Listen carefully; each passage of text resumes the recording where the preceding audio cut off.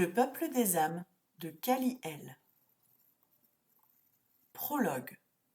Le vent glacé en provenance des bois voisins agite le fin tissu qui recouvre mon corps. Je suis parcouru de frissons. Je ne saurais dire à quel moment j'ai quitté mon lit, à quel moment mes pieds nus ont frôlé l'herbe du jardin, ou encore comment je me suis retrouvé à la lisière de cette drôle de forêt qui surplombe le Pembrey. Là, cette mélodie, vous l'entendez ? Elle a quelque chose d'irréel, de mystique, elle m'envoûte et m'attire inexorablement à elle. Je n'ai aucune idée d'où elle provient, je ne réussirai sûrement pas à vous la décrire. C'est comme si le vent composait lui-même sa propre musique et qu'il décidait de la partager avec moi. J'inspire calmement, m'imprégnant de cet air chimérique. On entend à peine le ululement des chouettes. Au loin, j'ai l'impression d'avoir perçu un animal hurler. Je m'avance d'encore 1, 2, 3 pas. Devant moi se dressent des arbres de plusieurs mètres de haut, aussi anciens que ces terres le sont. Une deuxième bourrasque se glisse sous mes vêtements et les soulève légèrement. J'ai la chair de poule. Toutes les extrémités de mon corps sont assaillies par des fourmillements. Un peu plus loin, les fougères s'écartent une à une, m'invitant à pénétrer dans ces lieux. Totalement incapable d'y résister, je suis l'étroit sentier me menant au cœur de la forêt. Tout est silencieux et sombre, si ce n'est quelques rayons de lumière qui traversent les épais feuillages.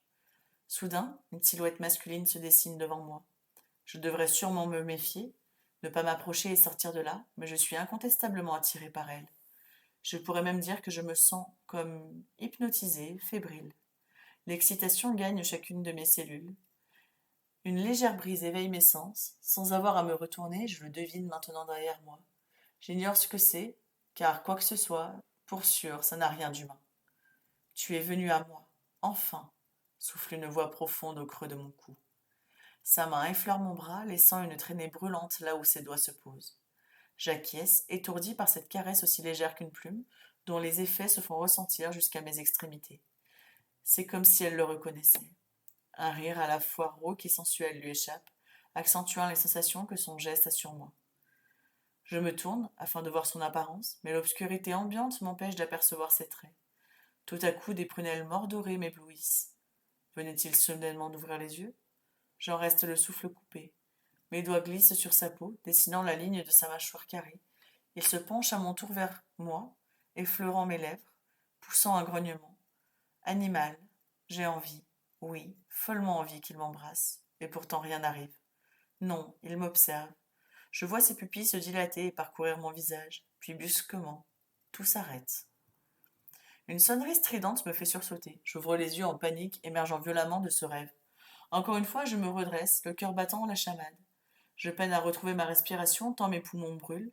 J'époussette ma chemise de nuit et cours me réfugier dans la maison, située à quelques mètres de là, laissant la forêt derrière moi. Je ferme la porte à clé et depuis la fenêtre, j'observe effrayé Pembrey Woods. Chapitre 1. Pembrey Woods, lieu peuplé d'histoires hantées, les unes plus glauques que les autres, les plus connues, celles où la forêt serait habitée par des fantômes. Il y a 3 siècles, des malfrats attiraient les navires vers les plages afin de provoquer leur naufrage et d'emporter leur butin à travers les bois. Cette légende pousse la population à croire que c'est dans ce feuillage abriterait désormais de nombreux esprits. C'en est même un argument commercial touristique pour les amateurs de sensations fortes et d'expériences surnaturelles. Pourtant, lorsqu'un mois plus tôt, mon employeur m'a proposé ce poste au Pays de Galles, je n'ai pas hésité à quitter l'agitation de Londres qui devenait bien trop oppressante, pour m'installer quelques semaines dans une maisonnette aux abords de cette zone boisée. Je dois justement couvrir une série d'articles sur les mythes de la région. Moi qui adore tout ce qui est insolite, je suis servie. En revanche, je ne m'attendais pas à ce que ce soit si épuisant ou que je me sois moi-même au cœur de cette étrangeté. Cela a commencé quelques jours après mon arrivée. Au début, je veillais tard. L'insomnie venait me frapper à ma porte. Chaque soir, je travaillais jusqu'à m'assoupir de fatigue. Ensuite, je m'endormais sur le divan ou dans mon lit, mais je me réveillais dehors, allongé dans l'herbe. Et ce, sans aucune explication logique. J'ai lu quelques sujets sur Internet à cause du stress, je pensais souffrir simplement d'agripphinie. Mais depuis 3 jours, quelque chose a changé. Avant même de trouver le sommeil, alors que la nuit tombe à peine, le vent se lève et c'est comme si cette forêt m'appelle. Littéralement. Je dois lutter pour ne pas m'enfoncer plus loin dans les épais feuillages. J'ai aussi veillé à mettre une alarme sur mon téléphone que je laisse dans une des poches de mon pyjama afin de me réveiller chaque jour à minuit. Ce n'est pas du tout confortable pour dormir, mais je n'ai pas d'autre solution pour le moment. Peut-être que je perds tout simplement la tête à cause de la fatigue. Ça doit être ça. Du moins, je l'espère. J'observe le panneau accroché à un pan du mur de ma chambre. Il est fait de liège, plusieurs post-it sont épinglés dessus. Les termes Pembrey Wood sont entourés en rouge. Plusieurs flèches partent dans tous les sens, vers d'autres mots désignant ce que j'ai pu découvrir pendant mes recherches. En soi, pas grand-chose, ou plutôt tout et n'importe quoi. Des bois hantés, des monstres sanguinaires qui éroderaient la nuit, des disparitions inquiétantes, des mutants, ou encore des créatures surnaturelles.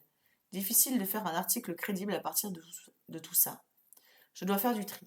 Dans l'extrémité gauche du tableau, il y a des notes qui me concernent personnellement. Cauchemar, vision, hallucination, forêt magique, homme mystérieux et sexy. Et en rouge, qu'est-ce qu'il m'arrive? Ouais, c'est pas mieux, grommelai-je. Je frotte mes yeux fatigués. Le cadran affiche 22h30. Non sans inquiétude, je me résous à aller au lit. Je prie pour avoir pour une fois une nuit calme et de ne pas me réveiller dehors en grelottant. Une petite voix intérieure me souffle que le grand monsieur tout là-haut n'est pas bien décidé à entendre mes suppliques. Sam sonne chez moi à 9h pétantes. Pour un samedi, ça fait mal. J'aurais tellement aimé faire la grasse matinée, étant donné le peu d'heures de sommeil dont j'ai bénéficié ces derniers jours. Je me lève sans enthousiasme. Si cela ne tenait qu'à moi, je resterais sous la couette toute la journée. Mais il se trouve que je lui ai promis de l'accompagner à l'inauguration du nouveau café en ville. Apparemment, le gérant est le meilleur ami de son cher et tendre. Eh ben dis donc, t'en as une de ces mines s'exclame Sam lorsque j'ouvre la porte d'un pas traînant. Je hausse les épaules, habitué à ces taquineries. Il faut dire que c'est la spécialité de la jolie brune que j'ai rencontrée au détour d'une poubelle lorsque je suis arrivé à Pembrey, quelques semaines plus tôt. Ainsi j'ai découvert qu'on était voisines. Mauvaise nuit, mauvais rêve, je réponds machinalement en refermant la porte derrière moi. Encore s'exclame-t-elle en marquant une pause et en me dévisageant de cette étrange lueur dont elle seule a le secret. Encore, marmonnai-je en bâillant. Sam est au courant de mes cauchemars, ou plutôt de ma soudaine insomnie. Elle ne me prend pas encore pour une folle, mais peut-être que ça ne durera pas. En même temps, on peut dire que je n'ai pas fait grand effort pour être présentable. Mes cernes donnent une allure de panda à mon visage. Mais je n'ai ni l'envie ni l'énergie de me mettre sur mon 31, après avoir dormi à peine 4 heures cette nuit, et pour cette fois, ça ira très bien. C'est donc avec un vieux sweatshirt et un jean délavé passe-partout que je grimpe dans la voiture d'une Sam pomponnée, comme si elle sortait en boîte. Je fais pâle figure à côté d'elle, mais peu importe. 10 minutes plus tard, nous arrivons au centre-ville de Pembrey. C'est plutôt rustique, pour autant, ce petit village dégage quelque chose d'unique que je ne saurais décrire. Le café est situé pile en face de la bibliothèque, ce qui est une bonne chose puisque je m'y rends souvent pour effectuer des recherches. Je pourrais toujours venir me poser pour écrire ou lire si l'envie me prend. L'endroit détonne par rapport au reste par son allure moderne et chic. Cela me rappelle quelque peu Londres et ses belles boutiques. Dedans, il y a déjà du monde. Trop de monde, si vous voulez mon avis. Je suis de près Sam qui a l'air super excitée. Je devine sans mal la cause de son agitation. Elle se trouve là, à quelques mètres devant nous. Gabriel, bien évidemment. Ce dernier fréquente mon ami depuis plusieurs mois, d'après ce que j'en sais. Leur relation est un peu étrange, mais j'évite de m'en mêler. En tout cas, elle semble heureuse et c'est tout ce qui compte. Hé Gab lançai-je d'une voix enjouée, tandis que Sam se jette à son cou et l'embrasse fougueusement. Je détourne les yeux en secouant la tête. Ils s'en fichent des gens autour et n'ont pas honte de montrer leur affection. J'ai parfois l'impression que c'en est même un besoin. Il suffit de voir comment ils la dévorent du regard.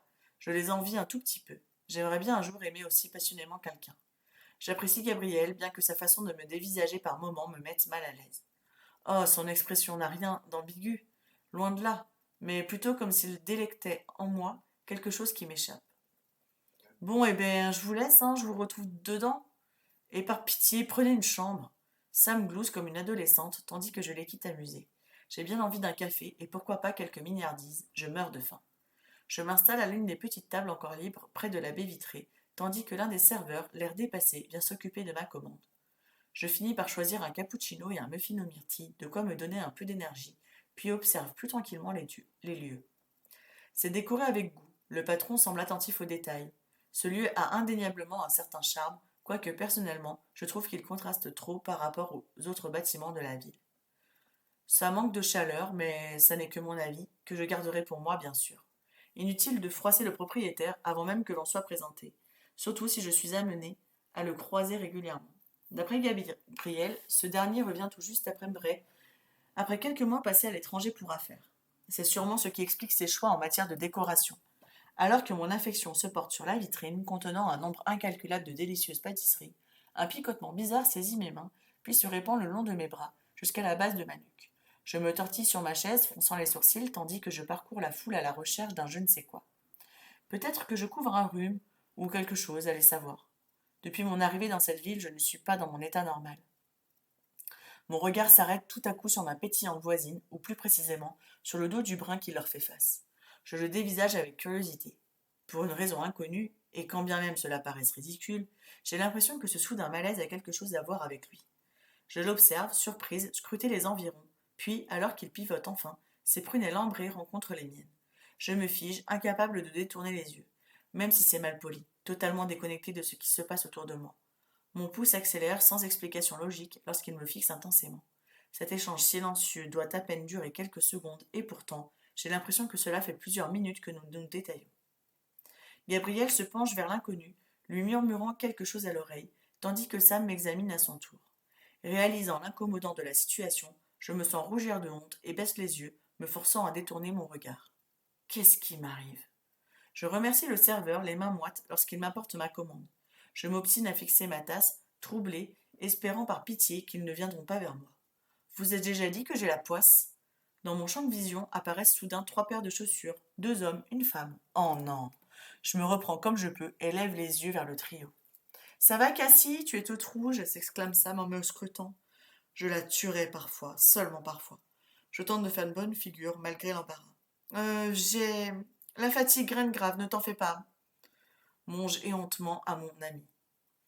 Je souris et contemple le couple avant que mes yeux ne s'arrêtent sur des prunelles ambrées qui m'examinent. J'aurais pu être flatté, or je ne lis que de la colère dans son regard. Mâchoire carrée, contractée, le bras me reluquant de haut en bas sans aucune gêne. Ses iris brillent de curiosité, mais cette dernière n'a rien de bienveillant. C'est quoi son problème? C'est vraiment désagréable d'être dévisagé de la sorte. En temps normal, il ne serait déjà pris un commentaire acide de ma part, mais je freine mon impulsivité, étant donné qu'il semble connaître le couple. Cassie, voici Ashler, intervient Gabriel. Mon meilleur ami, c'est lui le gérant de ce café. Je m'en doutais. Note à moi-même, évitez de revenir ici. Enchanté et félicitations, l'endroit est sympa, lançai-je tentant de détendre l'atmosphère. Je n'explique pas le tourment que je lis dans ses yeux. L'aurais-je croisé ailleurs? Ça m'étonnerait, je m'en souviendrais, de ce visage si tel avait été le cas. Il a peut-être l'air d'être un crétin, mais il est beau comme un dieu. Le dénommé Ashler se crispe. Le seul fait de m'adresser la parole semble demander un grand effort. Encore un cinglé. Pourquoi faut-il que ça tombe sur moi? N'empêche. Un cinglé sexy, mais un cinglé quand même.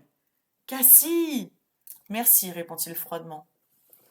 Ce type capable de geler le désert du Sahara avec son attitude, je décide de l'ignorer. Je scrute Sam haussant un sourcil. Elle a l'air aussi mal à l'aise que son petit ami. D'ailleurs, ce dernier donne un coup de coude à son pote dans les côtes, ce qui lui vaut un regard noir de sa part.